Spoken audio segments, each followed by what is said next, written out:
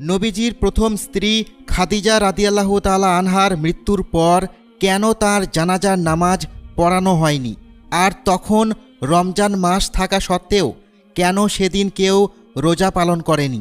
আল্লাহর রাসূল সাল্লাল্লাহু আলাইহি ওয়াসাল্লাম খাদিজা রাদিয়াল্লাহু তাআলা আনহাকে এতটাই ভালোবাসতেন যে যত দিন তিনি বেঁচে ছিলেন তত দিন তিনি অন্য কোনো নারীকে বিবাহ করেননি।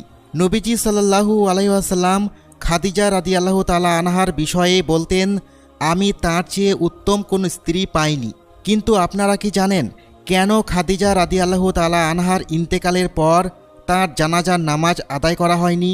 মূলত এটা এই কারণে যে খাদিজা রাদিয়াল্লাহু তাআলা আনহা যখন ইন্তেকাল করেন তখন 5 ওয়াক্ত সালাতসহ জানাজা সালাত বা অন্য কোনো সালাতের বিধান নাজিল হয়নি।